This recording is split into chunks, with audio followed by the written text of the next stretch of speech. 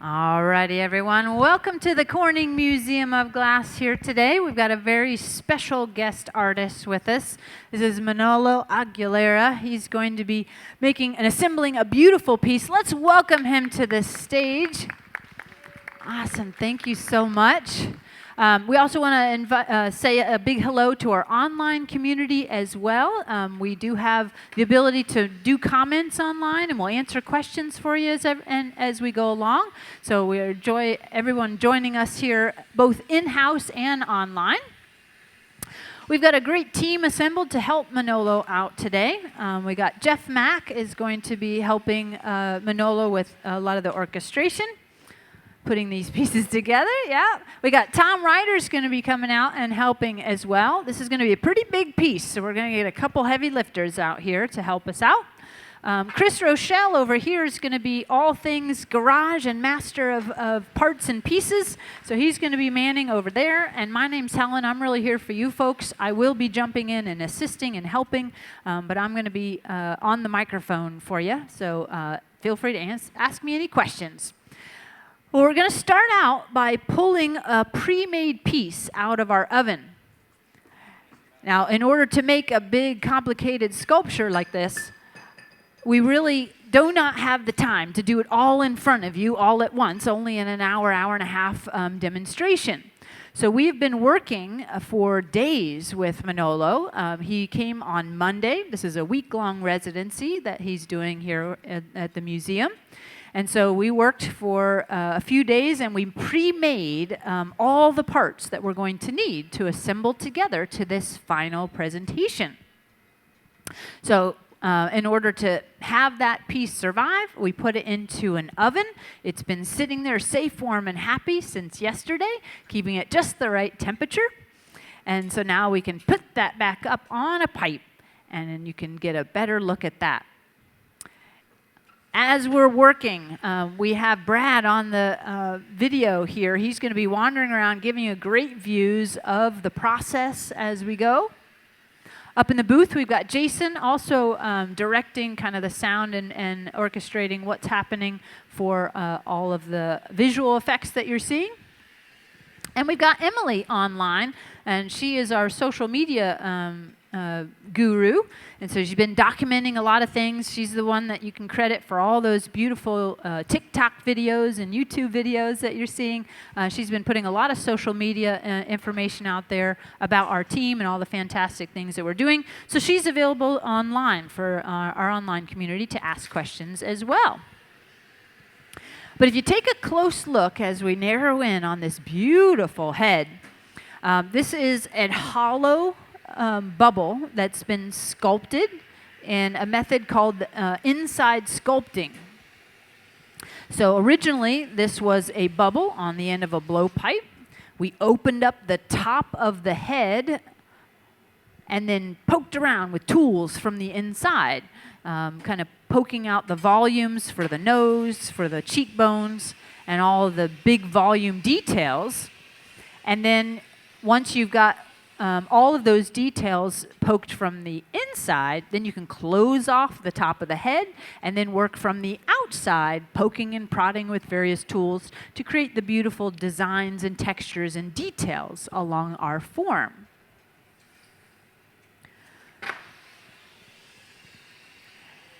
So eventually that piece gets puntied or transferred, and so right now we're just cleaning up the residual glass that's left over from that transfer process and the making of that object, because it's not part of the piece that we actually want to keep. There's always a little bit of waste glass involved in working with materials, and especially making sculpture. And so he's just using a pair of diamond shears to narrow down what was once the punny and is now just excess glass we do not need.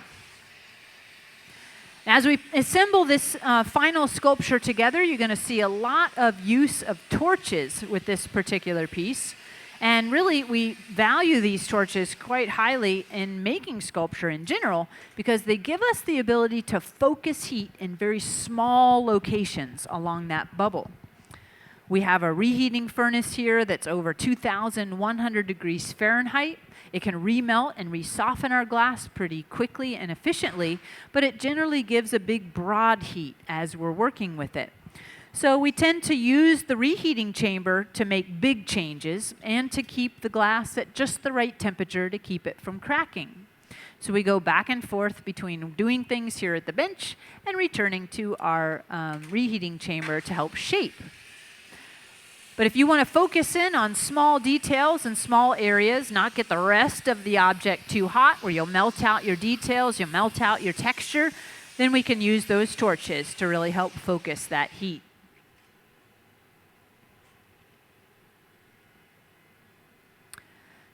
Pinching and curling. You also want to kind of think about what it's going to look like by the time you remove all of this glass. So he's kind of narrowing it in, kind of like a potter sintering clay, just accumulating all that mass into one place and then snipping it free.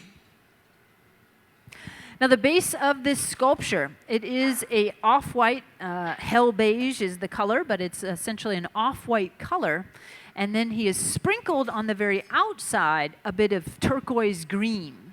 So it's going to look very ancient, and that's the point, right? We want this to look like old stone, and so the combination of colors that he's added onto this really starts to bring that communication forward in that coloration.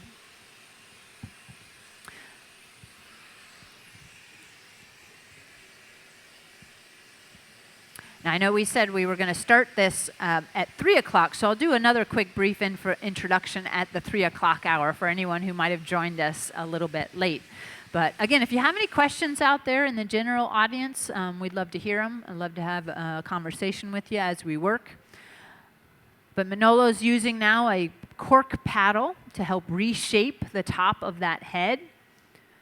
When we picked this sculpture back up out of the oven, the very bottom where the neck would be was actually had a hollow space or a hole in the bottom.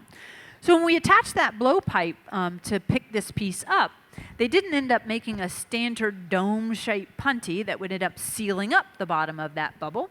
Instead, they made more of a hollow punty, kind of a donut shape.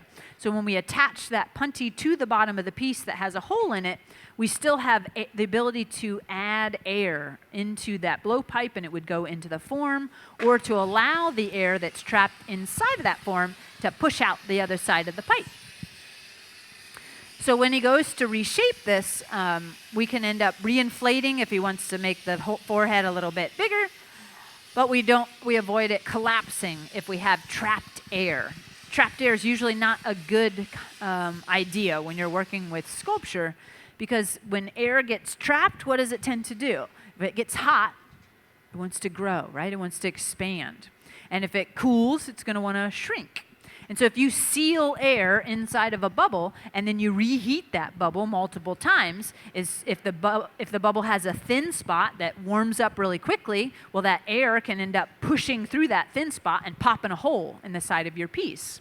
As the glass starts to cool, it can also start to shrink, so you can end up having a really beautiful round head, and then if there's air trapped inside, it might collapse that head as you go to allow it to cool.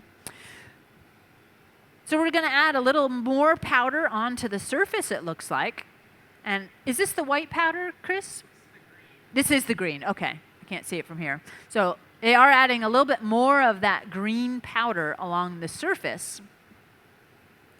And what's really lovely about adding this green powder so late in the game, as I say, you're going to be able to leave it as a physical texture on the surface of that bubble. For those of you that are in-house here, we've got two heads that were made here during the first couple days of the residency. And we've got one that's super, super shiny. And so all the color was melted in and coated with clear and left really encased. And so we get this really shiny, shiny version, which is beautiful. But then if we look at the version that has the powder on the outside, it's a game changer, right? You got this beautiful texture and a tooth to the surface of the glass. You can see it in the vessel that he's or the object that he has right now. But we'll try not to get that head too hot. from here on out so that we can keep that physical texture, and it'll really hark to the connections of the stone that he's hoping to mimic with this method. Now the powder itself is actually colored glass. We buy all of our colors separately. We melt only clear molten glass here at the studio so that we can mix and match as many colors and in unlimited amount of ways to create all kinds of fun patterns and textures and designs out of that color. But color, when we buy it, comes in a couple different forms. We can start out with solid bar color. This is just solid chunks. And for the head, we started out with a solid chunk on the inside, creating a nice, even, smooth coloration, and then coating it with powders. Powders are going to give more of that painterly and that soft kind of velvety effect. So in between solid chunks and the powder, we also have various grain sizes called frit. So we can take the frit and melt it into the surface of any blob of glass that we so choose. So it's a really versatile way of applying color to various glass objects. But the color itself comes from metallic oxides. So things like cobalt for dark blue and manganese for purple. Iron would give us this beautiful green that we're adding to the surface. Being turquoise, it might have a bit of cobalt in it as well. But I will say that this color and all the colors that we're playing with today will not look like themselves when they're hot. You might notice that our clear glass emits its own light. It has this beautiful orange glow to it. And that warmth is reflected in the heat energy of the glass. And so all of our colors look very different when they're hot than when they're cold.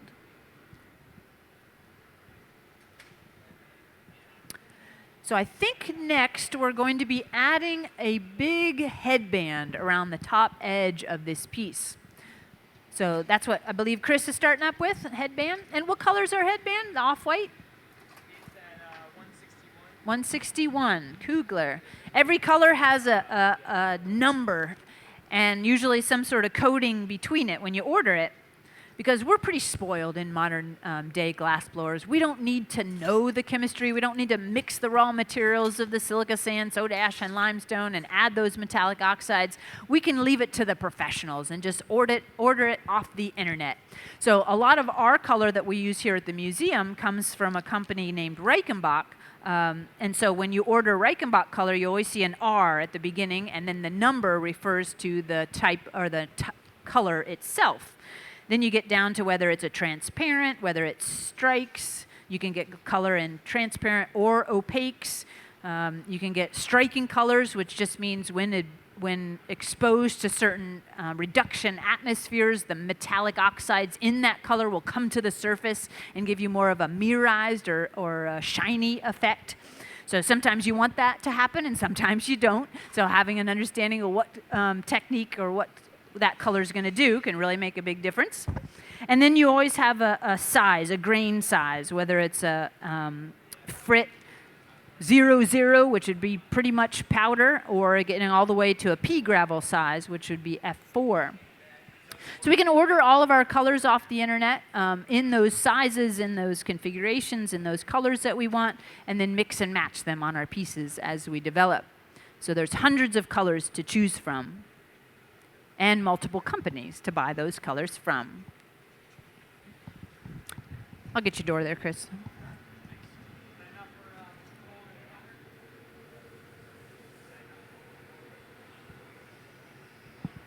Now, our team has been working with Manolo since Monday. As I mentioned, he's here for a week-long residency. But it is the first time that we've made pieces like this with Manolo. So he is really the puppet master of this whole process. He came with a good plan. He knew exactly what he wanted to make with us today. And he's been guiding our team along the whole process to make sure that he'll get what he wants in the end.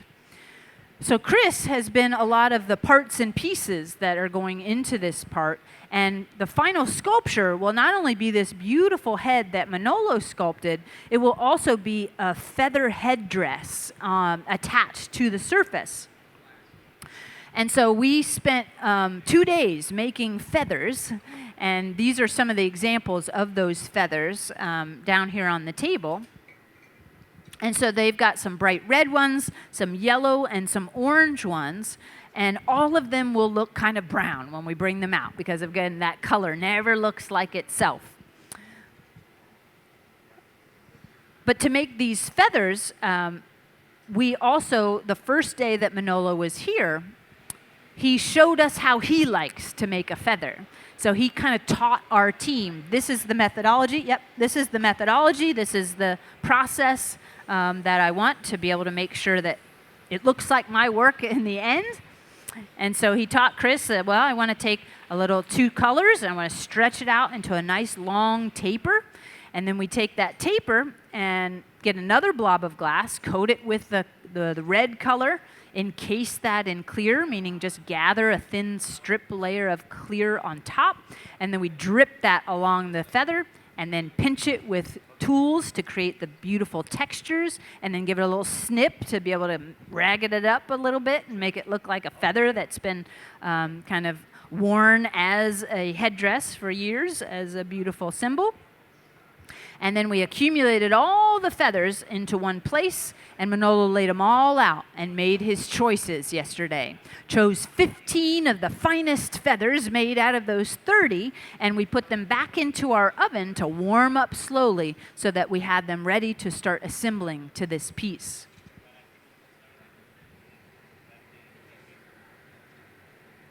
So Chris over here on the side bench is working again on what will be a headband, and I think that headband will help support all of the feathers that we're going to add onto this headdress. So he's coating it with a couple layers of an off-white color. The more times you roll in the color, the more dense it will be. It's kind of like painting a wall. You know, if you go one layer of a paint, you might get kind of the color you want. But if you want to have a nice dense version of it, you might do 2 or 3 layers on the surface of that wall to be able to get a nice dense version. Especially if you know things are going to be stretched and moved around, which of course this glass will be stretched all the way around that head. You want to make sure that you've got enough color that once you stretch it into place, you're going to have a nice dense version. We do want to encase this in a little bit of clear as well. So once Chris gets a really nice stable shape, he's going to allow this to cool down quite a bit. When we go back into our furnace, the glass is so fluid and the temperatures are so hot. Our furnace is around 2,100 degrees Fahrenheit. That's about 1150 Celsius. And so when you go back into that furnace, it's going to reheat that core glass very quickly. So you want to go into that furnace with a cold core so that you have stability to be able to add glass and only get the glass that you want without disturbing that underlying shape. So these big slab of steel here called a Marver table not only helps shape his glass, but also allows it to cool down just a little bit before he goes back to that furnace.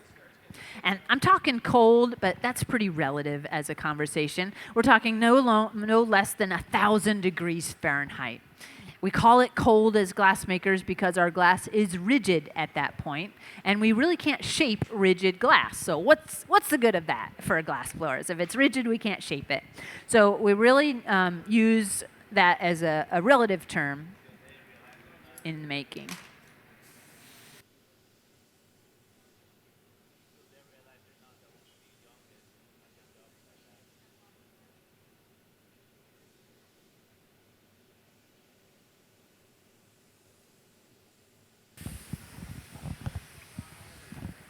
All right, folks, just because I know we started a little bit early and officially we wrote on our website that we would start at 3 o'clock, I'm going to go ahead and re-welcome our team here to the museum. So welcome everyone who is tuned in from far and wide, both here in person and on the internet. One of the beautiful things about these live streams is that we can reach you from anywhere, and you can reach us from anywhere.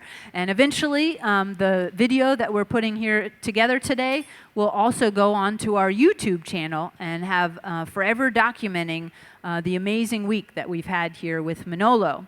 But we have a guest artist, Manolo Aguilera, here, all the way from Seattle, joining our team to make his beautiful work. But yeah, let's give that up for Chris. That was a beautiful move. Chris Rochelle is over here on the far bench. He's going to be working on helping deliver a lot of the parts for this assembly. So he's going to be in charge of the garage over here. I'll explain that a little bit more later.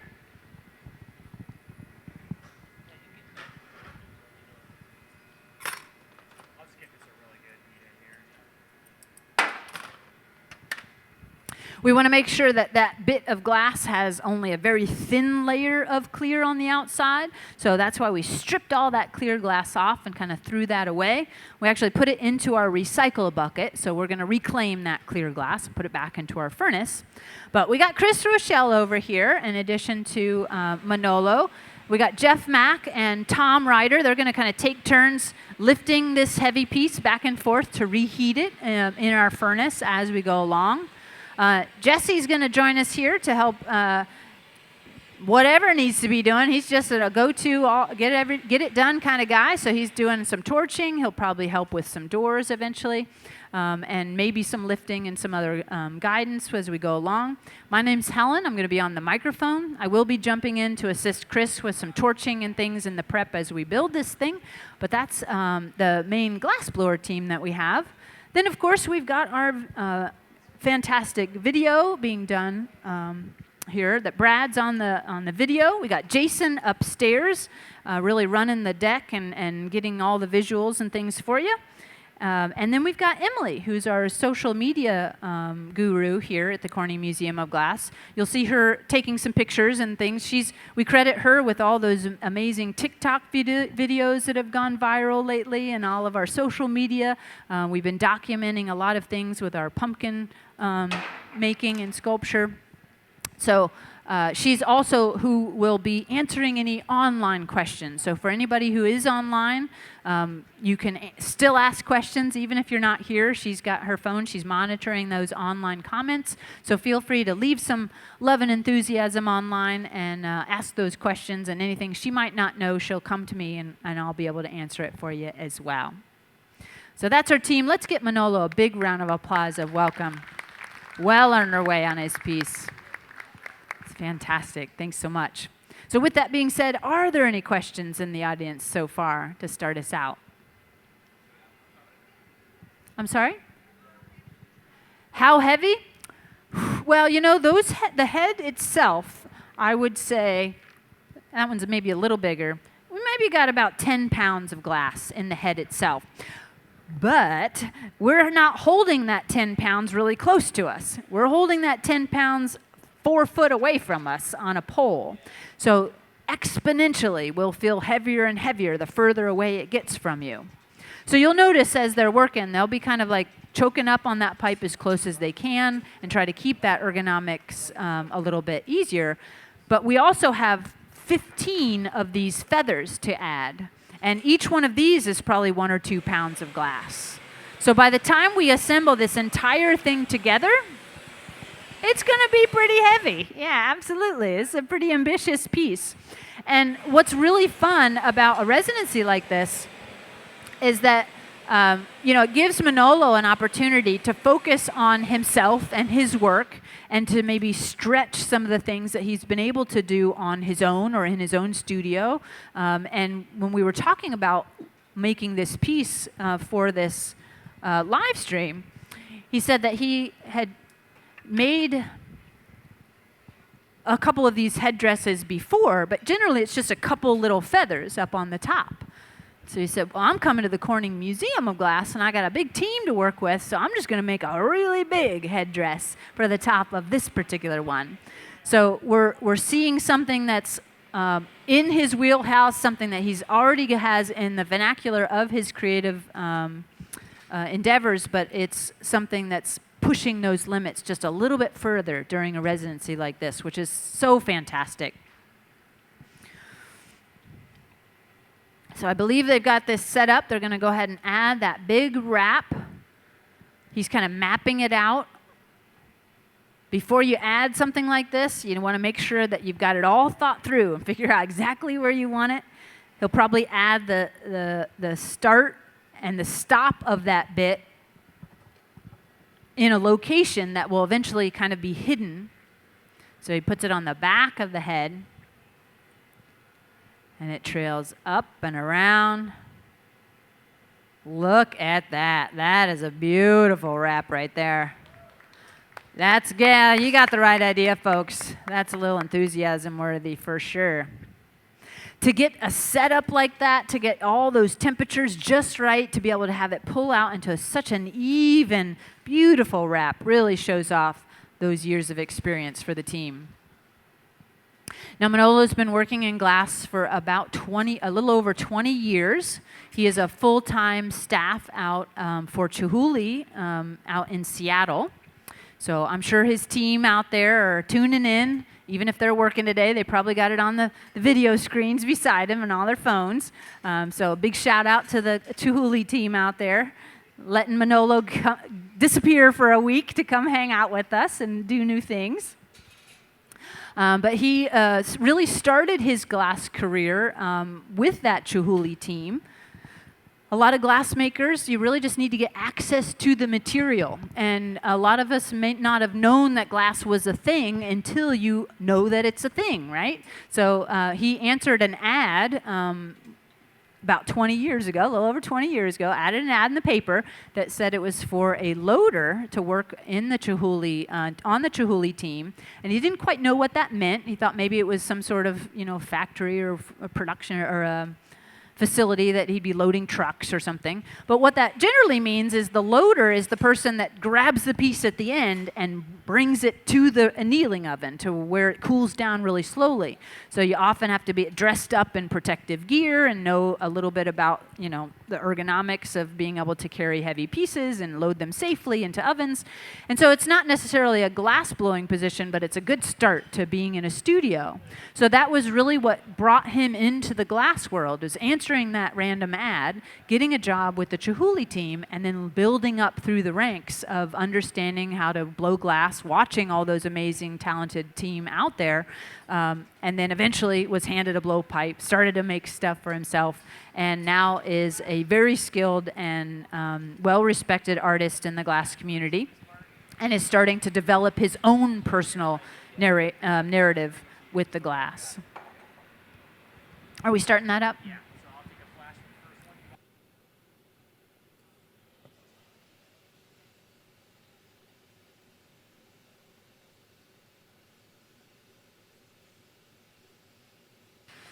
So we're going to start up on the actual assembly, which is, again, 15 different feathers that we want to add onto the surface of this headdress.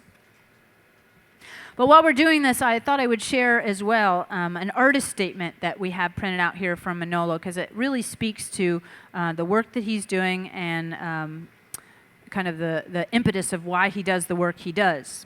It says, "My glass art is a fusion of ancient traditions and modern creativity. Inspired by the rich cultural heritage of the indigenous people of the Mesoamerica, I strive to capture the essence of their artistry in my glass work. My glass cactus and Mesoamerican head sculptures pay homage to this region's history. Each piece I create is a testament to the enduring legacy of Mesoamerican artistry, a testament to the resilience of indigenous culture, and a celebration of the beauty that emerges when ancient traditions meet contemporary creativity. My work serves as a bridge between the past and the present." So the beautiful, beautiful statement. But growing up in Veracruz, Mexico, moving to Seattle at the age of 14, he was really influenced by the colossal Olmec heads that he saw in that Veracruz region. And that's really what he brings into his personal creative work, is bridging that Mesoamerican cultural history in with modern techniques and modern approaches to his creative voice. And I think in general, that really is a common thing with glass makers in general. We've been working with glass for almost 4,000 years. So there's a lot that's been done in glass. And so it's one of the biggest challenges with this medium is really trying to find your own voice within that cultural history of glass making and being able to bring that modern conversation into that methodology.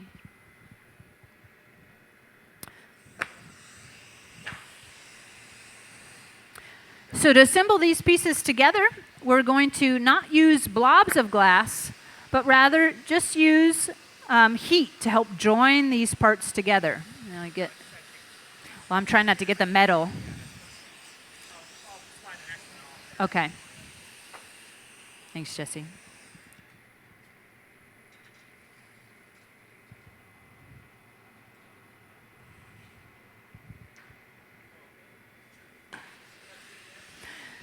So Chris has pulled this out of the garage, given it a couple flashes of heat in the reheating chamber over here.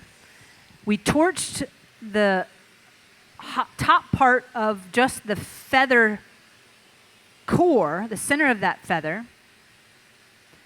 And then you can grab it and really squish it into that head wrap.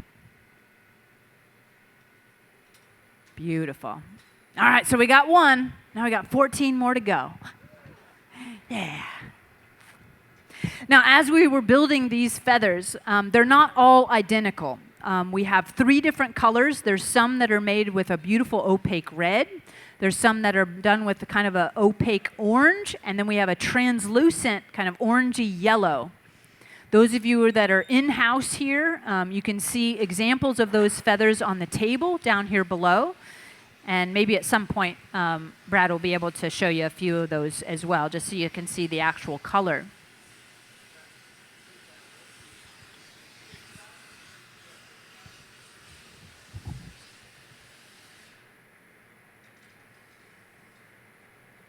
When you're working on a piece like this, temperature maintenance is really critical. As Jeff goes to reheat this piece, we need to keep everything above 1,000 degrees because our glass will shrink just a little bit as it cools. Most soda lime glass expands and contracts as it heats and it cools. So they're going to be keeping a keen eye on the temperatures of everything, while Manolo is really focused on the temperature of the places he needs to change, the things he wants to assemble. And it looks like he's re-pulling the tips of the feathers. So maybe that'll be for every feather as well. When you get really thin details like that point of the feather, that would have been something that would run the risk of cracking in the oven, maybe breaking the tip off, and when you go to reheat it, it'll melt really quickly. So this is a really smart move to be able to leave them a little bit more flat and broad and then re-pull those points at a later date to be able to refine that, that connection.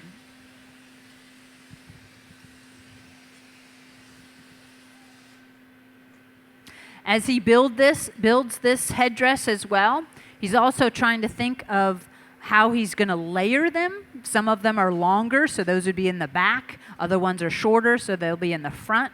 And so he's got a master plan the whole time. We've laid them out in the garage in a very specific order so that we can pull them out in the right order that he'll want them.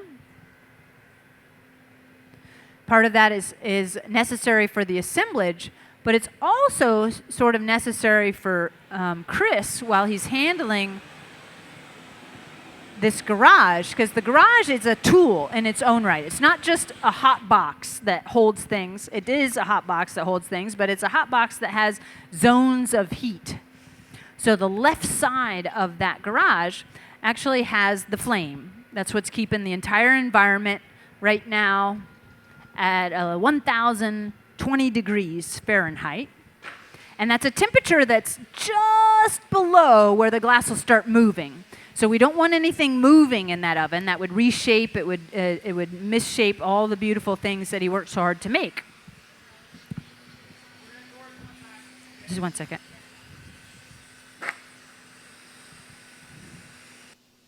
we first pull the feathers out of that side, we kind of store them on a cold side, on the right side. And then when we're ready to bring them out, we kind of hover them above that flame. That just encourages them to be a little bit toastier so that when we go back to our reheating chamber to give them a flash of heat, it's less shock to the material. We don't want to change the temperature of rigid glass too drastically, or with that expansion and contraction, it can cause it to break.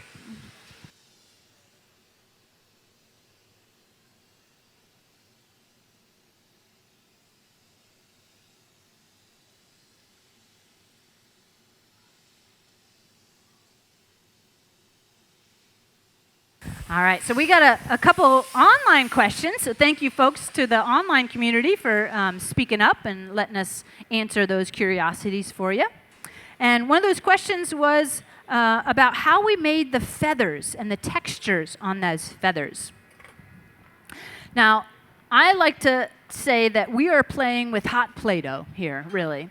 And just like Play-Doh, when you were a kid, you'd buy the little kits and the little tools, and each one of those might have a texture, and when you squish the glass, it's going to pick up the texture from that, or squish the Play-Doh, it's going to pick up the texture from that tool. So when we made the feathers, they were started out by creating a long taper of solid glass. So the center core of all these feathers is kind of a yellow and a white cladded together, pulled into a long taper. And then the feathery parts of the feather are actually additional bits that are either the red, the orange, or the yellow. We got that really hot and dripped it along the side of that long taper, and then used this tool here called a pair of crimps. So maybe I can get Brad to show you on the line. Can you give everybody a look at this crimp really quick? The crimp itself. So we're talking about our feather technique. And am I too close? Should I just lay it down? Should that be? Okay, here. We'll do it this way. I'll torch it. So we're getting a look at that. But if you look really carefully at the surface of those feathers, you can see there's little lines, and the crimp tool has those little lines in it as well. So when we pinch the glass, it'll impart that texture. Thank you, Brad. I know that was a little bit convoluted, but appreciate that. So when we pinch it, it picks up the texture, and then he goes back in with a pair of shears and snips it a couple places, and that's what gives that little bit of separation, kind of makes the feather look a little raggedy in its construction. So that's how we get that beautiful texture. That's how those feathers were made. Once they have all the texture and the little separations, then we allowed them to cool, and now he can reheat them and start sticking them together. Now, the second question that we had online was, what is it like for Manolo to work for the Chihuly team? And I can't really speak for Manolo right now, and it might be a difficult question for him to answer in the middle of all the mayhem, but do you have any short answer you'd like to describe what's it like working with the Chihuly team? Being one of the, a lot of people, you got a lot of knowledge. Yeah. Yeah. In general, I think I know what he's kind of heading towards. It's working for an organization like that. They have an amazing team of professional glass workers that are assembled together. Each one of those individuals have years of experience, and really his core team has been together for many, many years. So to step into a team that has so much experience and talent, even as a young glassmaker, really is such a wonderful opportunity. So generally, when you're working in a team like that, you are learning so much. And it's a high-pressure stakes kind of situation. There's a lot of really important pieces that are being made and very large-scale pieces that are being made on behalf of Chihuly, which is a very difficult thing to do as a team. So they make things happen that most teams really couldn't out there in Seattle. So I'm sure that it has just been a non-stop learning fest out there for Manolo. And the camaraderie that you get in a studio like that is also just so valuable. Here at the Corning Museum of Glass, we have a wonderful team of people as well that we've all been working together for many years, and we bring in younger glassworkers, especially during the summer, and hire extra folks to help run these specialty programs and shows throughout the seasons. And so it's just like a constant rotation of educators and automatic friends and working nonstop with a lot of people. You get to know them, you get to know how they work, and everybody has a little bit of a difference in the way that they work. And we all come from different backgrounds in glassmaking, and depending on where you learned and who you learned from, you might have some tricks that maybe the other people don't. So it's really wonderful to have a collection of people come together in a studio and get comfortable with each other and really start to mesh as a team and be able to accomplish all these amazing things. So a little bit of surgery repair there. I think one of the feathers either had a crack in it or something about it they didn't like, so they got rid of it. And now they're going to kind of shift all the ones in the garage and make sure that we're still bringing them in the right order and having enough parts for that final headdress. So as we're building this, we want to make sure that things are not moving around too much. You want a little bit of movement to keep it from being critically cold, but we're building, this is probably the hardest part of this, is all these thin little delicate connections, right? Because thin glass wants to heat up quickly, thin glass wants to cool down quickly. Jesse, you trying to move that? Yep. Okay.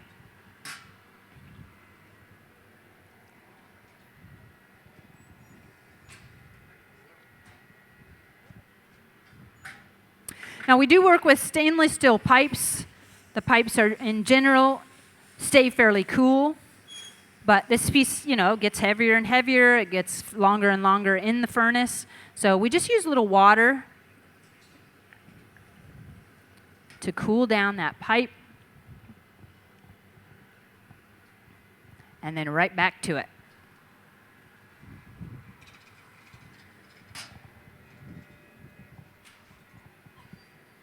You might also notice Jeff has put a glove on to his left hand. Oh, here, I'll just give you the microphone. He's like, no, I don't want to be on the microphone. So when I started working, for me it was just a job. For the first 10 years, it was just a job that I just wanted to learn as much as I could. And then after working for 10 years, I just decided that, hey, I want to say something with glass, and that's when I started to show where I'm coming from and what I can do with glass. So working at Chihuly has been great. I have all of my friends are there. So yeah. Thank you. All right, thank you. Hopefully you were able to hear that out there, but real appreciative of his time there with the Chihuly team, and he says all my friends are there. So yeah, wonderful.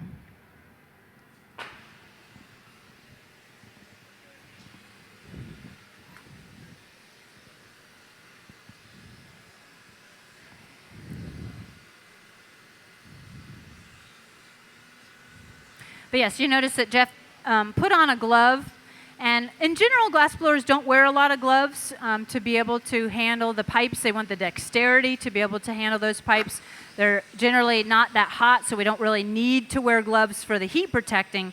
But when you get into a scale like this big of a piece with a lot of weight involved, and it's a very unusual shape, so it's not evenly being turned. You kind of flip-flop back and forth. And so the ergonomics of that can be really tricky. So the gloves that he's wearing is only slightly for temperature and really more for grip. because you get sweaty as a glass blower, and if your hands are sweaty, it's really hard to hold on to a pipe when it's really heavy things on the end.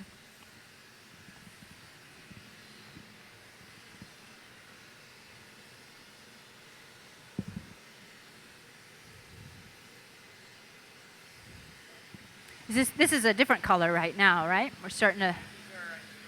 These are the red ones. So as I said, it's going to look kind of brown the whole time that we're working. But these are these beautiful red feathers, like the example that we showed earlier when showing those tools.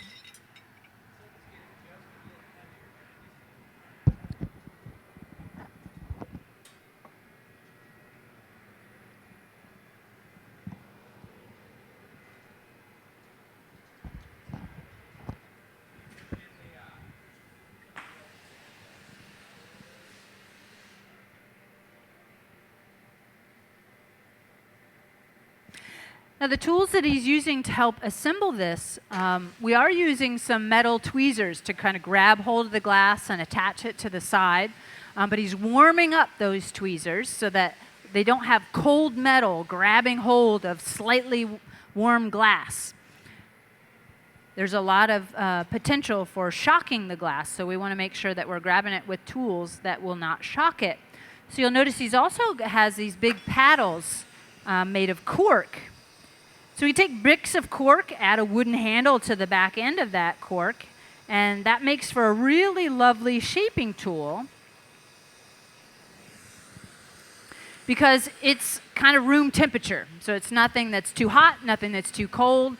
It has a carbon layer that's built up over the cork, burning slightly on the surface, so it ends up not sticking to the glass itself as well. And so it can just be a really nice tool to help reshape. He used those corks when making the head to kind of squish the bubble a little bit more flat, to dig in to create the certain angles and volumes of the head as he built it.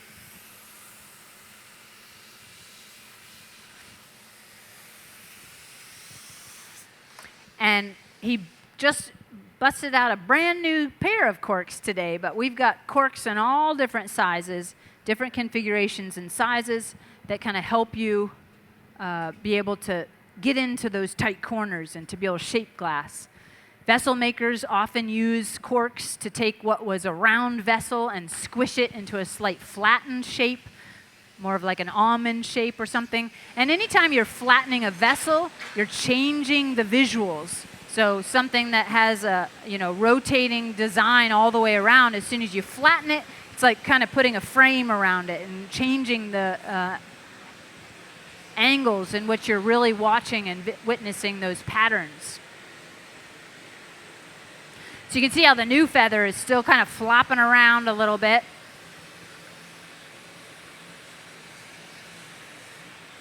Trying to get them to contact together.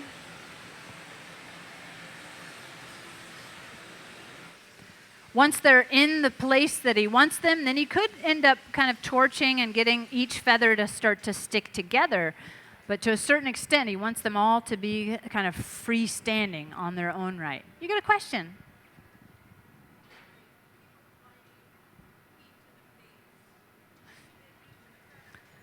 Yeah. So why do they keep adding heat to the base? That's a really great question. So as we're building these types of objects, when we go back to that furnace, the feathers are going in first, they're coming out last. So we can keep the feathers and things pretty hot pretty easily. They're also fairly thin. But the punty goes into the furnace last, comes out of the furnace last, so that ends up staying a little colder. And if that punty were to get too cold, then thermal shock can take over and end up cracking that punty, and then the piece could fall off, or it could end up moving the crack up into the piece itself. So we're using two types of torches here today. One is the one that Manolo's got in his hand. That's the both gas and oxygen. That is going to be a very hot, intense flame, can burn upwards of 4 to 5,000 degrees, and it allows you to spot heat very specific places really, really hot. The fluffy torch that Tom's been using, he's just using that as insurance heat, essentially. coaxing a little bit of warmth into that puntee, not getting it back to where it's moving or bonding too strongly to the glass, but maintaining enough heat that the integrity of that whole piece can stay put. Especially with puntees, it's actually glass around a bunch of metal. So the metal is robbing heat at a much faster pace than what just the air or the rest of the vessel or the object would be having it affected by that temperature. So yeah, I often call that one our insurance heat. It is just propane, and the burner head itself has holes in it, and those holes kind of suck oxygen in from the atmosphere as the flame shoots out. So anytime you're pulling air into fire, it's going to burn hotter. So it can be hotter than just a candle, but it's not going to get nearly as hot as the other torch, which is natural gas and forced air. So it actually is bottled oxygen that we're feeding into that flame to build that nice hot temperature.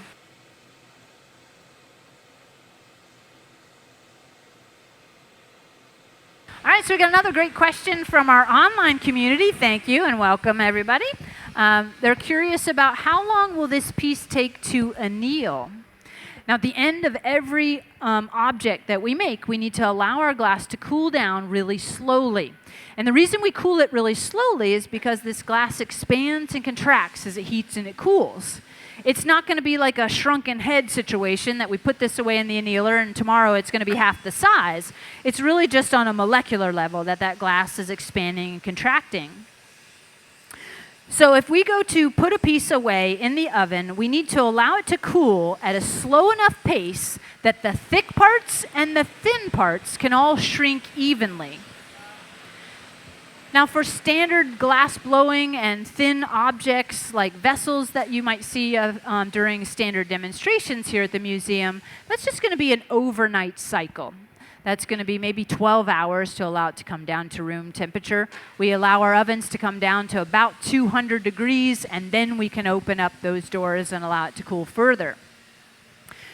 If we're looking at something that's solid in that same size range, then we need to add days on days on days to allow that glass to cool at a nice slow pace so that outside, the inside, the thick and the thin can all shrink evenly. So the individual components that we're adding to this piece are actually quite thin. The vessel itself is maybe a ½ inch, or the head itself is maybe a ½ inch in the wall thickness. The wrap around it is a couple inches thick.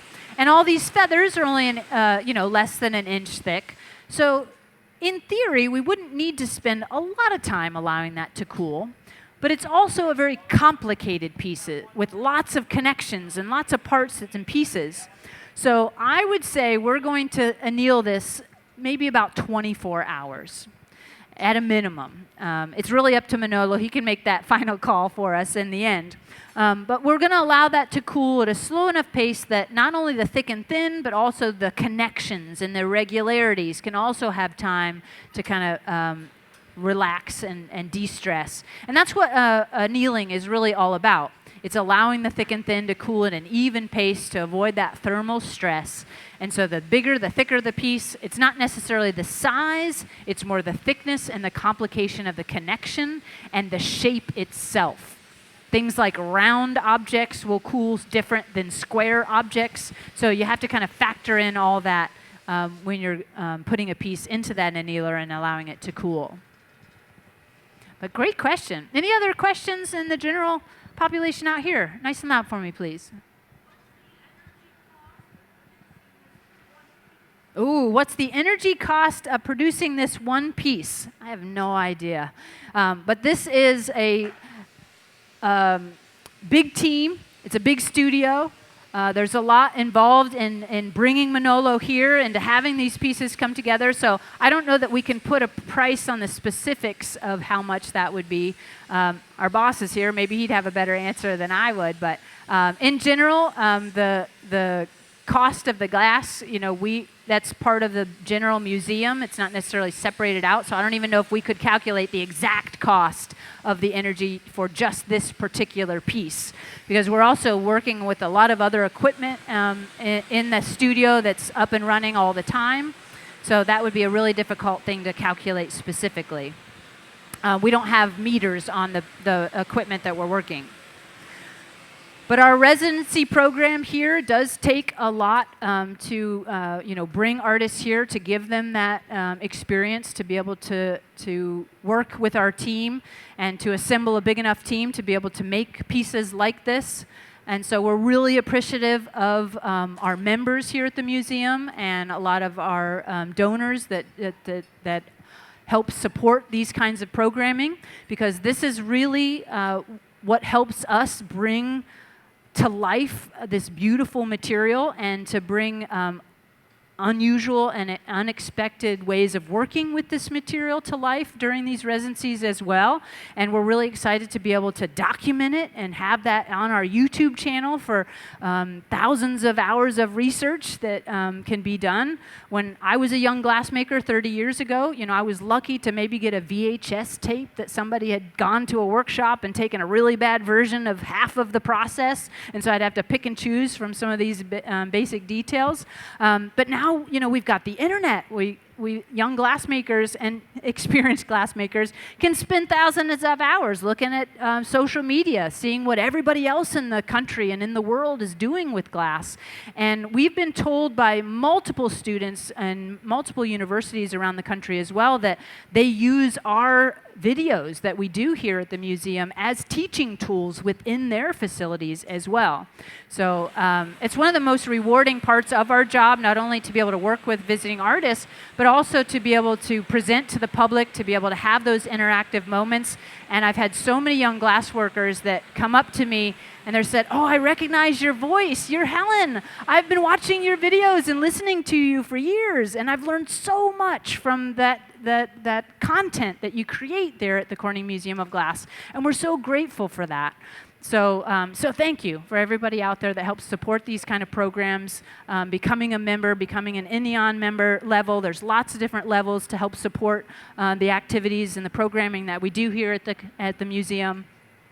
And it really is impacting not just the people that come here to the museum, but really the greater population of current and future glassmakers in our community. All right, this is really coming together beautifully. Again, this is a much bigger, more elaborate headdress than Manolo has worked in the past. And it's this kind of residency and these kind of programming that makes it possible for him to really come here and stretch those skills that he's built over the 20 years of working with glass out in Seattle.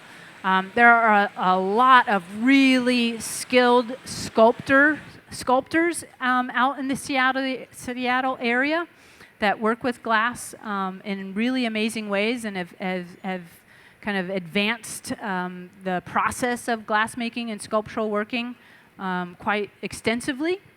So it's a great resource for him to be there and to teach us a few things while he's here as well.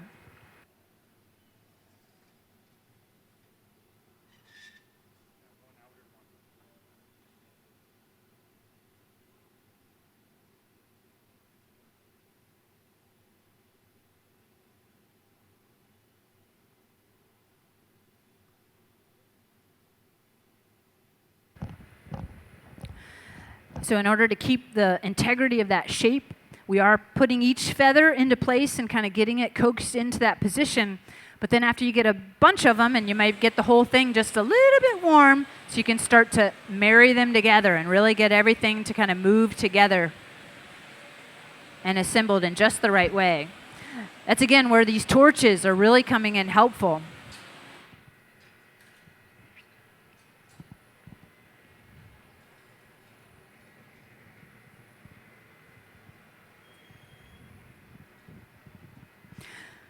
But this body of work that Manolo has been working on, it's really inspired by the colossal Olmec heads from the Veracruz region of Mexico, which is where Manolo was born and raised.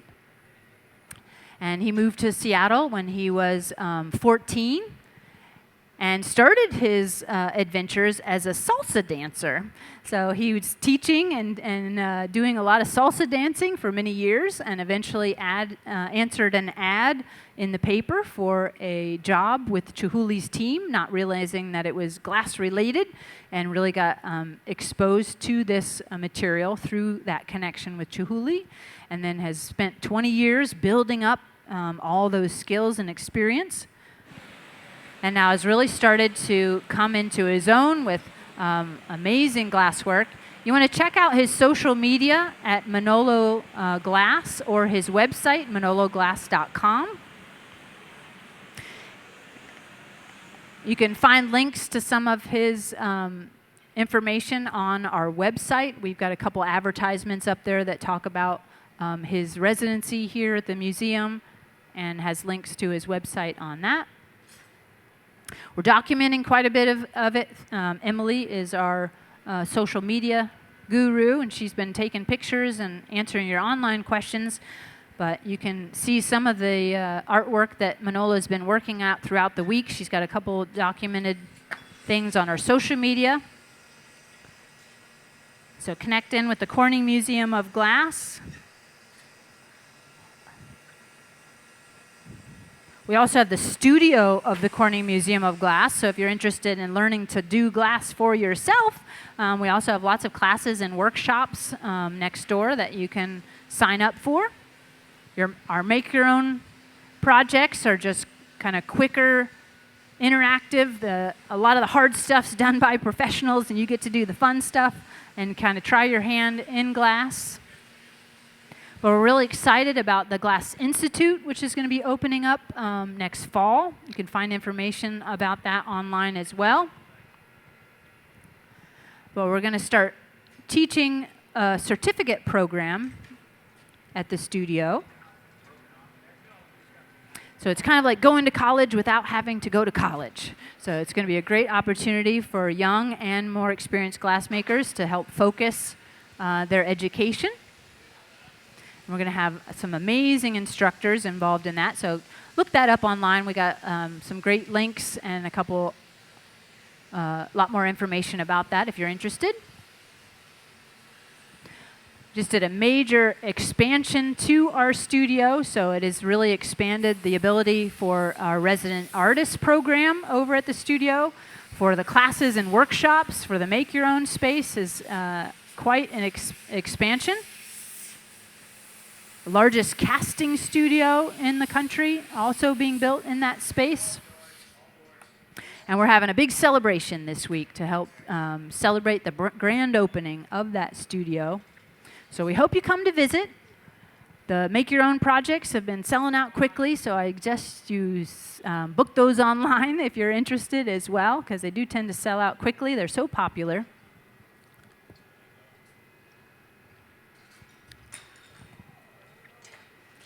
All right, no worries, folks, no worries.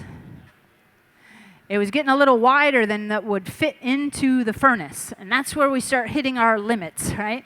When you're making a piece of glass, it starts with how much you can carry, and it also starts with how much you can pull from the furnace. So you need to make sure you got the pipes that's big enough to be able to put things, to come out of that furnace without what I call a square gather, smearing it all over the doors as you go to exit. So you want to be able to get out of that furnace. Then when you're making the piece, you also need to be, do you need me over there? Heating. Need to be able to heat that piece and keep it at just the right temperature. So if you can't get back into that hole, then it causes a little bit of an issue. So I think one of those feathers might have just gotten a little bit wider than the size of our space and kind of got knocked off on the corner. So we'll just take a little bit of time to clean up what was left on that feather, so we can add another one. So this gives me a great time to answer some questions. Yes? Hold on 1 second. I can't really hear you. I'm going to come out there. I don't think they need me for a second.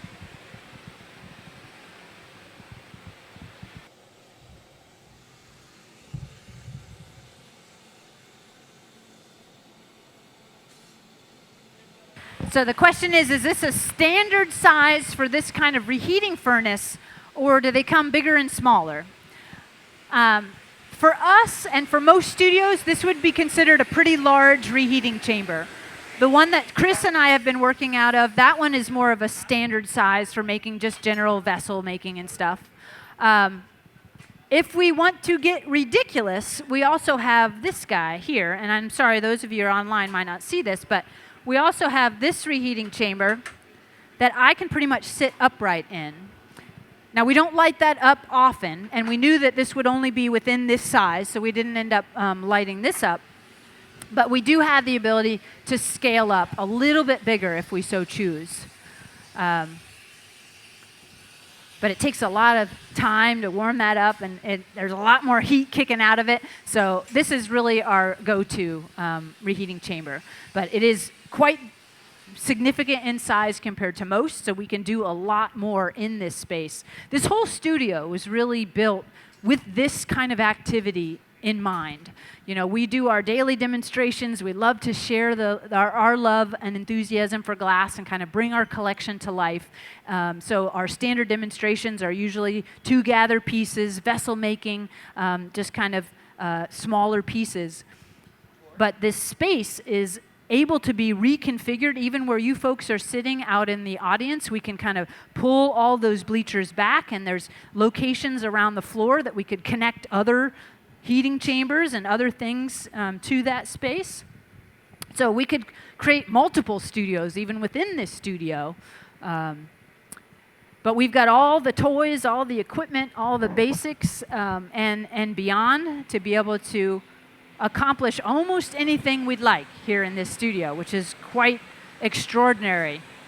Even to the level that we have air conditioning vents coming out from the floor, making this one of the most comfortable shops that any of us have ever worked in as well. We're currently sitting in the footprint of what was once the Steuben factory. So the ceiling of this amphitheater is the Robinson ventilator. It's the exhaust system that used to exist within that factory, and we left that into place to speak to the heritage and the history within the museum and that studio.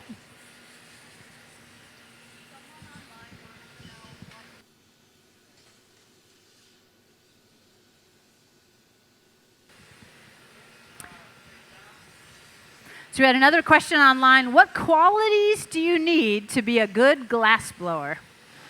That's a tricky one.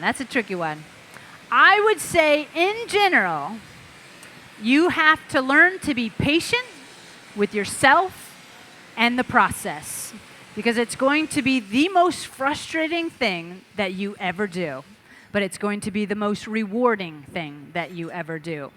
You can see as we're building this sculpture how complicated all these parts and pieces. And yes, a feather got knocked off, but look how calm and collected he is. He's just chill about it, right? So he's like, nah, don't worry. We'll just pull off that excess stuff and we'll put a new one on there. It don't matter. So you really, I think that's the kind of glass blower that's going to get the furthest in this career.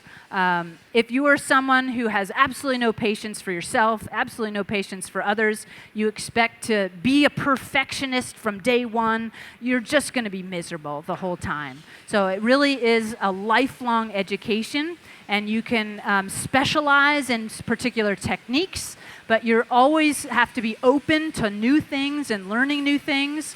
You know, every type of glass that we work with, it acts differently in the heat.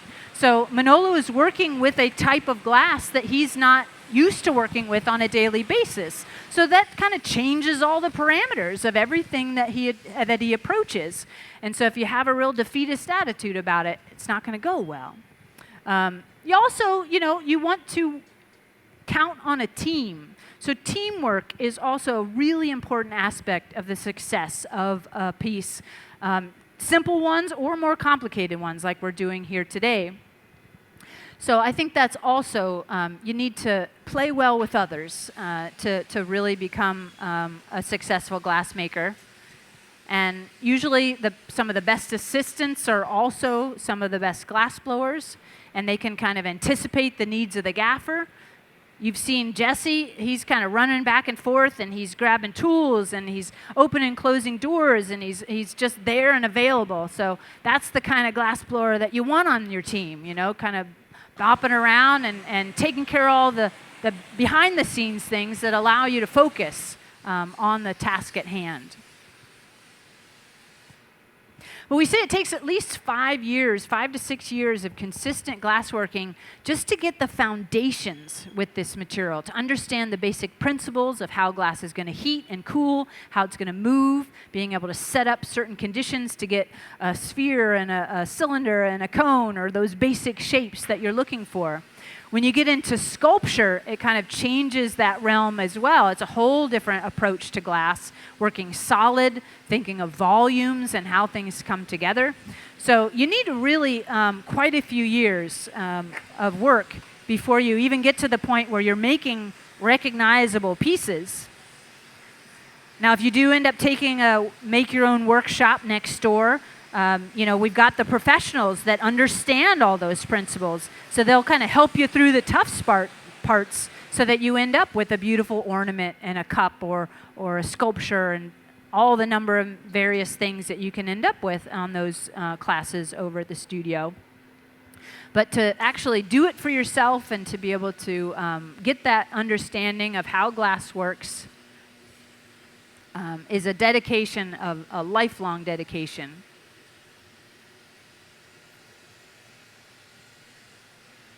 Great questions, though. If you have any other online questions, folks, tune them right in. We've got Emily here who's answering the online questions, and anything that she might not be able to answer, or things she thinks will be good questions for everybody to listen to. She'll bring it to my attention. Nice and loud for me, please.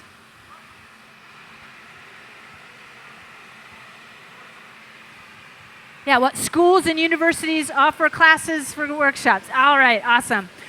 Yeah, there's quite a few of them, actually. There's over 50 universities in the United States alone that offer undergraduate and graduate level classes. So here locally, we have RIT up in Rochester. We have Alfred, probably our closest one here. I went to Bowling Green State University. Jeff went to Bowling Green State University. We got Hartwick College. We got in Ohio, there's Kent State and Ohio State and Bowling Green State. So there's quite a few universities, and each one of those universities, they have professors that focus in particular types of glassmaking.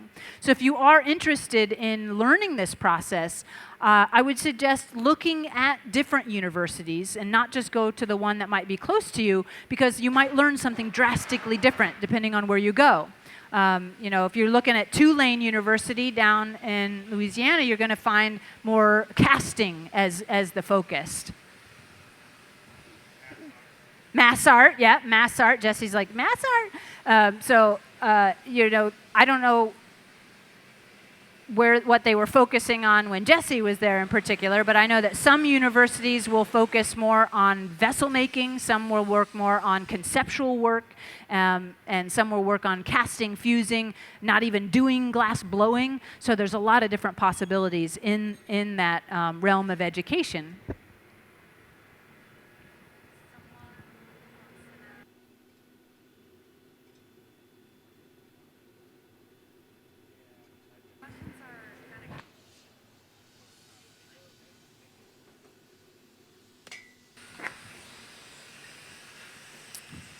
So we had another question online that said, well, how much would a piece like this go for? And that is a really tough question to answer. In general, it's priceless, man. You know, we've got this great team assembled. We're making this fabulous piece. It really could be considered a priceless work of art.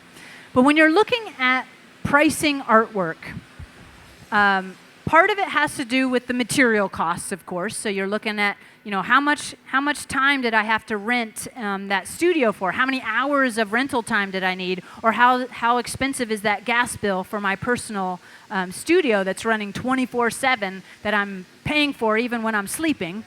So that can be factored into it. You've got the material costs, and you've got the labor costs. So you've got yourself, you've got an assistant, maybe 2 or 3 assistants. You know, this is a really big team assembled together to make a beautiful sculpture like this come together.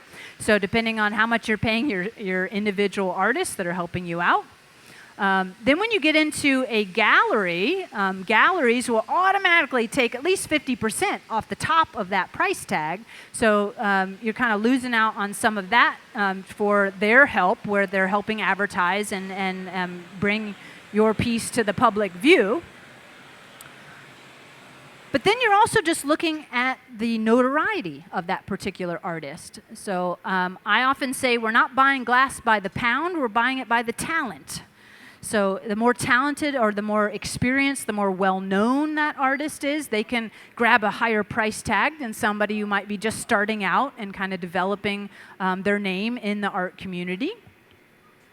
So I would suggest that if you're interested in acquiring this piece or something like it, you reach out to Manolo at his website, manologlass.com, and also on his website, I'm sure has links to some of the galleries that already represent him.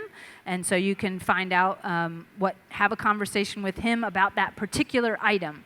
But for a piece like this, and all the team that's assembled and all the work, the days of work that have gone into it, it is not a cheap piece for sure. It's going to definitely, if he decides to sell it, which he may or may not, this might just be like a beautiful icon that he will keep for years as the example of the kind of work that he does, and keep it in his personal collection, or it might be acquired by a gallery or an individual to display. So yeah, it's kind of tough to say what the exact price, and I would definitely not tell you. It would have to come from Manolo what he would charge for this particular piece if he were to sell it.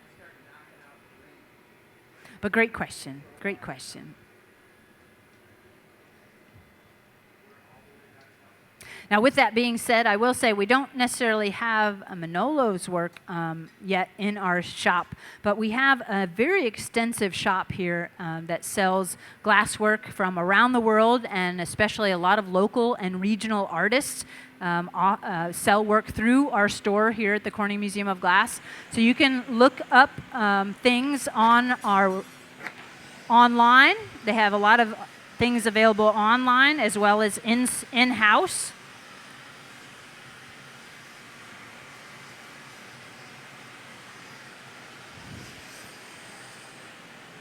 We're in the height of pumpkin season right now, so we sell thousands and thousands of pumpkins every year.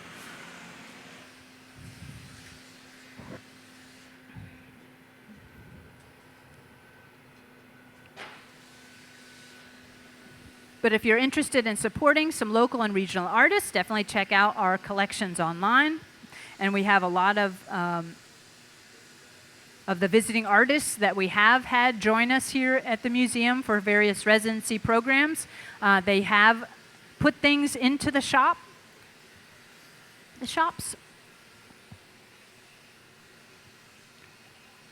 So I'm sure that we will eventually be able to start to carry some of Manolo's work in the coming months.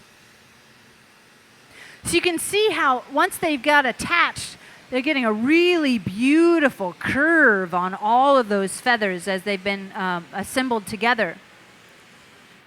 So that's that delicate balance between keeping enough temperature in the glass to keep it from moving drastically, but also being able to coax it right into the shape that we're looking for.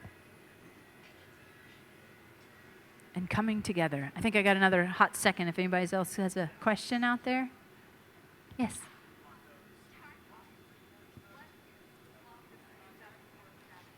Oh, time-wise, what's the longest to ever work on a piece?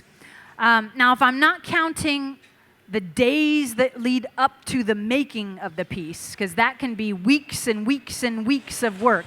It took 2 days to make just the feathers for this piece. I would say probably looking at maybe 10 to 12 hours of working on one particular thing. It really just depends on the kind of work that you make. I don't tend to make a lot of sculptures that take me 12 hours because I don't have that kind of time here at work. So when I'm making a sculpture, I try to figure out what I can accomplish in the time frame that I'm given for the demonstration that day. But if I were to do it on my own, I might make that same thing and add 2 hours worth it, so I could be really detail oriented and kind of make the special parts of that even more special.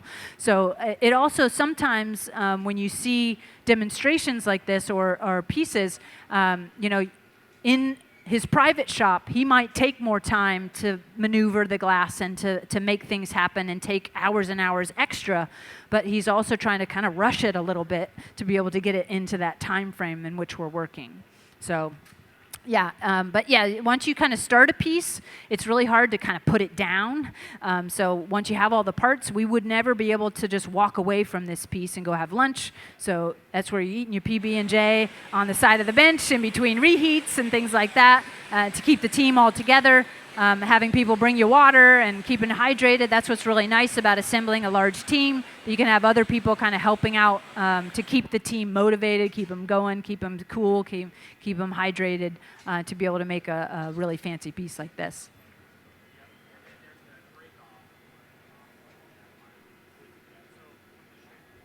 Just catching up on the next steps. I think we might have all the feathers attached. Yeah, okay. So I think we've got all the feathers. And at this point, we also made some earrings to go onto the outside of this sculpture. So they're discussing how they want to attach those earrings, how that's going to be put onto the piece.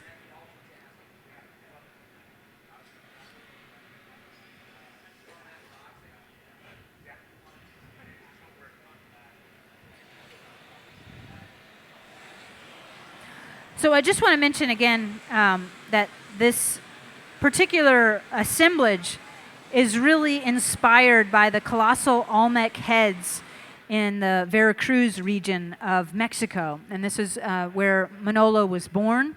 And he kind of grew up with all that iconography of the beautiful carved stone sculpture heads and objects of that era.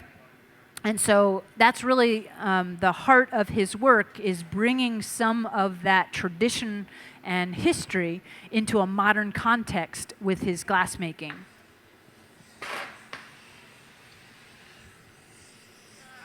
Okay.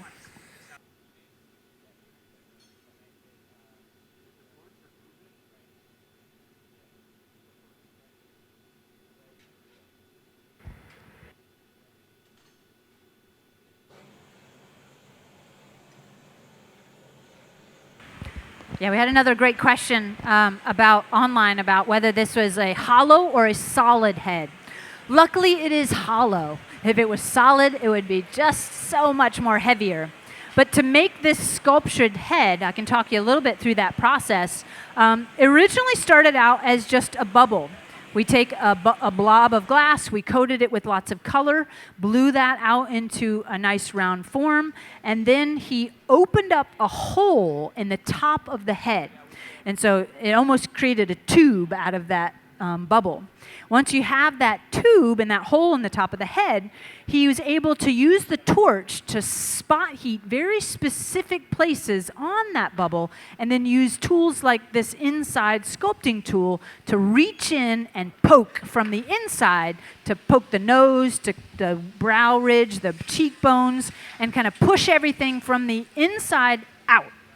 Once he had all the big volumes created and had pushed through those sidewalls, then he sealed the top of it back up and then started to carve from the outside using torches and tools to be able to carve the details and kind of squish the ears and the contours back into that form.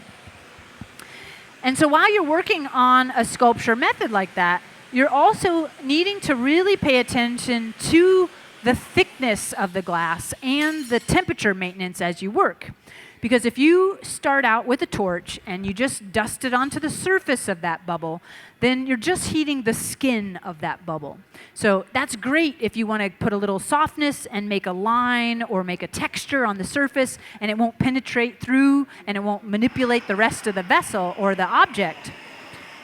But if you're trying to redefine volumes, you're really trying to move masses of glass, then you might use that torch to torch a little bit and then go back in and reheat. Torch a little bit, go back in and reheat. And you're allowing heat to soak into the sidewalls all the way to the core of that bubble so that when you push on it, then everything kind of moves together and it's not just a surface thing. So as he builds that face, he might spend a little time kind of really focusing on the one eye and then get it to a point and let it stop working on it, let it cool and stabilize, move to the other eye. So then once he's got that cooled back down, then he can go back in and work on the surface again to get just the surface texture. So you're really thinking about all these different timings and the temperature and how much heat you're soaking in, how deeply you're soaking that in. And everything we do is temperature dependent. So it needs to be hot where you want to make change, and it needs to be slightly colder where you don't want it to change. And you can't let anything get too cold or you end up with broken glass. So this is where some of that years of experience and working with a lot of other artists has helped Manolo kind of understand those sense of timing. He picked up a lot of tricks watching other artists, and we're doing the same. We're learning little tricks while he works on not just poking and prodding, but building up the timing.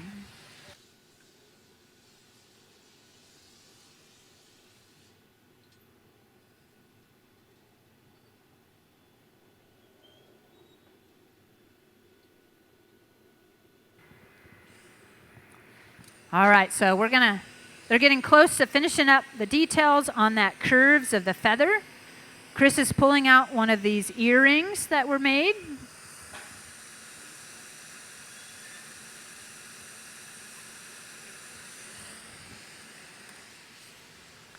We warmed up just the very tip of that earring.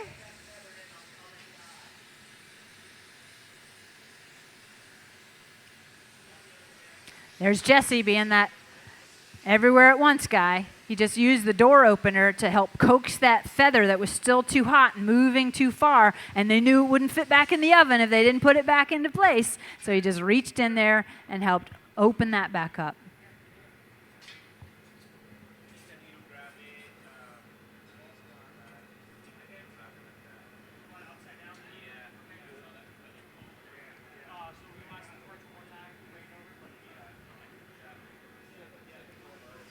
So I think when we brought the earring, when he grabbed it, he realized it was kind of an awkward position for the angle that he wanted to be able to stick it. So we're coming back, having a little powwow, reconfiguring the approach.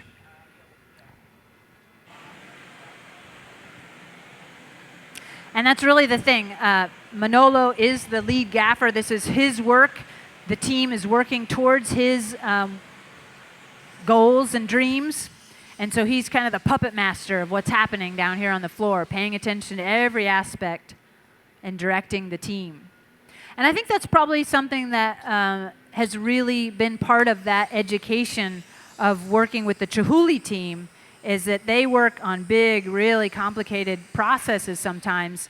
And so you really have to work really cohesively as a team because a moment of change or a couple minutes or a couple seconds can make all the difference in the success of a piece. So probably working with that team for so many years, he's really gained a great education on how to be a boss and really be that puppet master that can orchestrate a team and a complicated piece like this.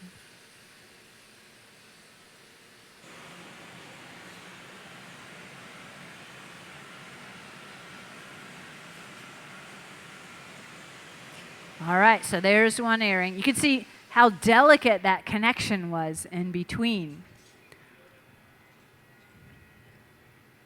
So you might also notice every time that Tom picks this up and sets it down, he sits it down like he's He's resting a feather on something, just really gently.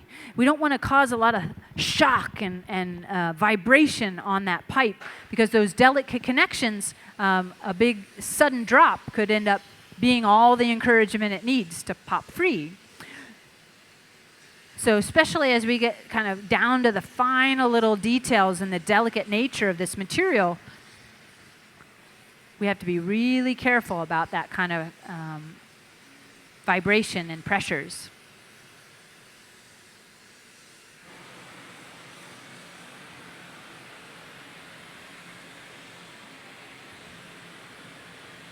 So Jeff is feathering a little heat onto that punty, making sure that punty isn't getting too cold as we work.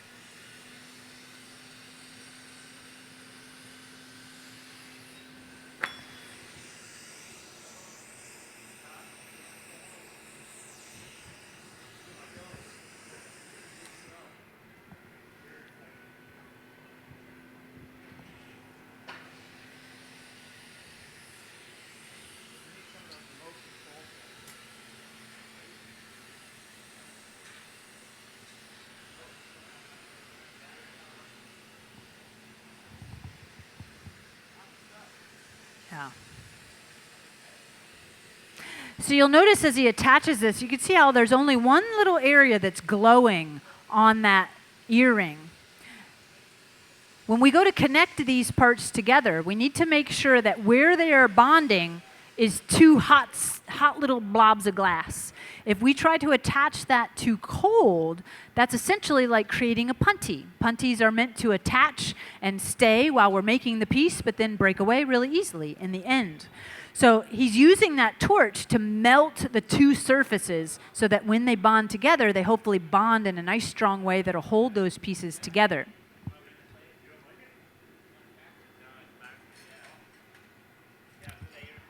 Oh no, he said he made one of the earrings, put it on backwards. Left side, right side, that's always the tough part, right folks? Every face I make, it's always like one eye's a little up and one eye's a little down. You get things tossing around and turning, it can be tricky. So they're gonna just snip that free.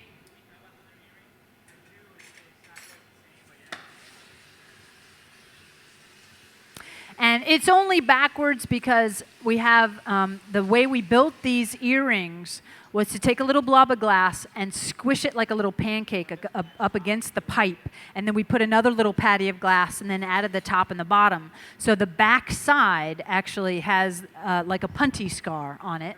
And then the front side has the extra dome component that's added to it. So when he put it on the wrong direction, it's the punty was sticking out. So that's why we need to flip that around to have it so that the punty's not shown. That's some of the complication of making sculpture is that you can't just think about individual components. You actually have to think about how they're going to go together, how they're going to be presented. You know, the bottom of this head, he's going to need to flatten it or sit it on a display of some sort. So he's thought that through, how it's going to stand, how it's going to be presented. You have to figure out the sequence of events that you want to attach. You know, he added some of the smaller feathers at the beginning, then added the bigger feathers on top of that. So it's building that structure to get that beautiful plume. And if we had put them all in the wrong order in the oven and brought them to him in the wrong order, then all of that would have been just a disaster. Also, by having that nice fat headband, that gives us some extra glass to kind of tuck those things into and rewarm the tips of those feathers and kind of fold them back. But Chris had made, we made a couple of these earrings to begin with, and the first ones we made, we were just bringing hot blobs and kind of building it as hot sculpture together. And Manolo said, well, they're great, but they're a little bit soft, right? They don't have that crispness because of the fluid nature of glass. So instead, Chris remade some of the earrings and made the tiny little spiky part on the bottom as an individual component. So he could make them nice and sharp and clean them up significantly. And then when they're attached, they were attached to the earring just like we've attached the feather and all those components. Just a little bit of hot torch on hot torch to be able to bond them. And then you get a much crisper effect in that construction. And Chris is kind of our master of detail around here. He's a very highly skilled glassworker, has many, many years of experience, over 25 years of glass. And when you see us do sculptures and fun things here at the museum, he's the one that can just do magic. He's just really put all these small details together and gets really beautiful, crisp, tiny details that a lot of people just melt them right out. So he's a great resource to have for Manolo as the part maker to work in conjunction to be able to get all these beautiful details and to keep them in the proper heat and the shape that we need to put them together and assemble.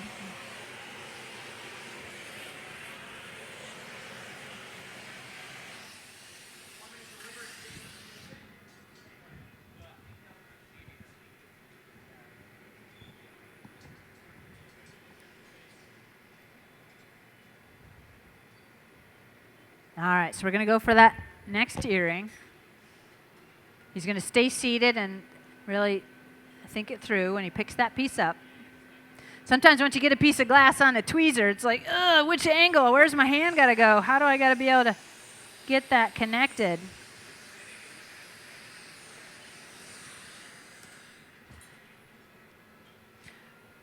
That's, I think, one of the trickiest things is being a glass maker. As a maker, you really just want to touch the material that you're playing with. But as a glass maker, you really can't touch the material that you're playing with. So you have to use tools. And sometimes those tools can be a little bit more awkward than others to be able to play with.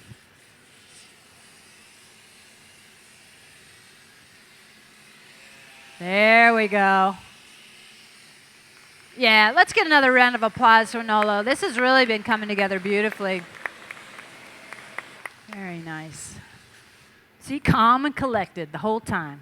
Calm and collected. So we're, I think, kind of rounding out the things that we're going to be adding to it. So this might be one of the final opportunities to ask any questions or curiosities that you might have out there. Yes?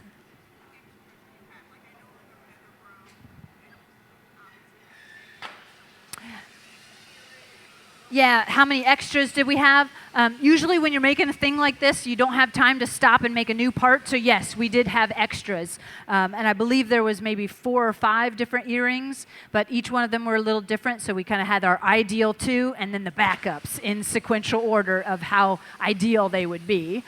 Same with the feathers. So we put a couple extra feathers in there because inevitably something's going to, not work out perfectly when you're doing stuff like that. So yeah, that's where the pre-planning really is key on a piece like this, because we don't have time to remake something in the middle of it once you're well underway on a beautiful thing like this.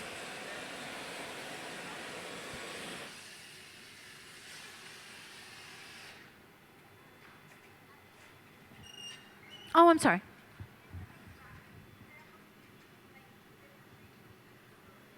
After they catch it? So when it cools down, can you actually add more to it? Is that what you mean? Oh, deform it. Yes, I thought you said decorate it. I'm sorry, I misunderstood. Yes, absolutely.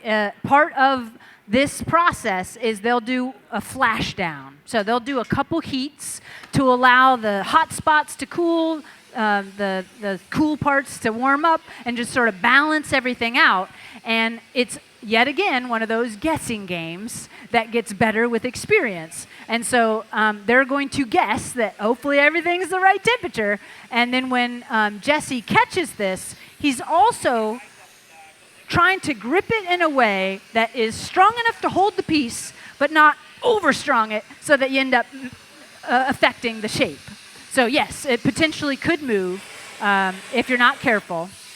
But we don't want to try to put it away too cold because then it, runs those other risks. I'm going to close these for you.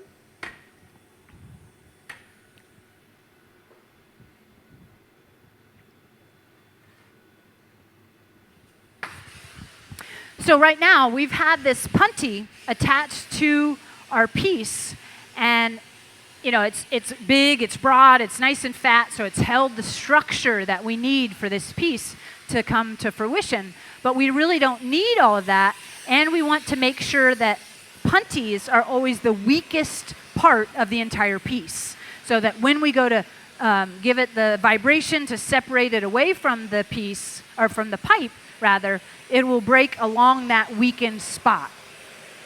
So they're just using the torch to cut in and kind of narrow down that mark. So yes, this would be kind of your last chance to take a good look, as they do for those final flashes. And again, this is all part of our live stream, and so eventually this will be archived onto our YouTube channel. Usually takes a week or two for them to do the post-production, and they always finish the entire film with a great image and in the end of what the final piece will be when it comes down to room temperature. Emily is also taking a lot of pictures for social media, and she'll be posting pictures of this final piece on our social media feeds as well. So if you're not following the Corning Museum of Glass yet, you definitely need to do so that you can keep up with all the activities that we do here at the museum and see this final head.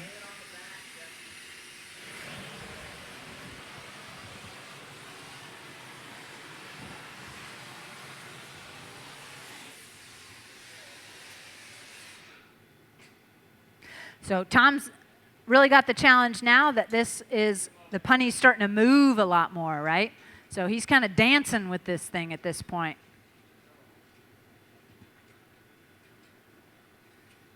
Beautiful. Yeah. That's how you do it, folks. That's how you do it. You can see just how wiggly that is. Jesse's going to get up underneath it just in case. Jeff's feathering some heat on those feathers and the more delicate parts.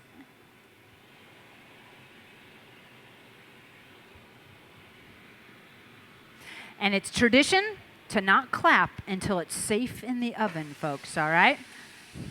So you can ooh, you can ah, you can get excited.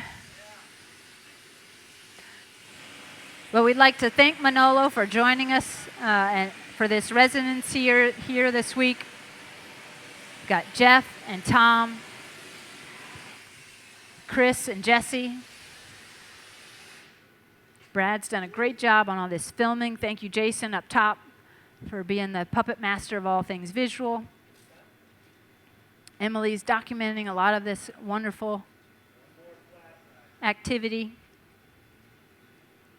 And we've got one more day with Manolo. If you'd like to come and watch him work in action, he will be here through Friday, working 10 to 4 here at the Corning Museum of Glass. Watching these demonstrations are free with admission.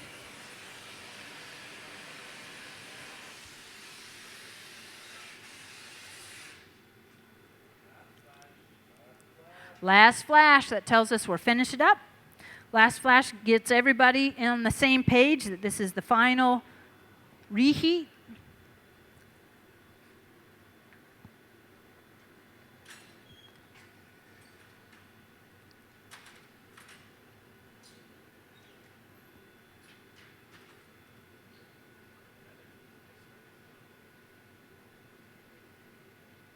Yep, I could see how that final feather was given a little movement.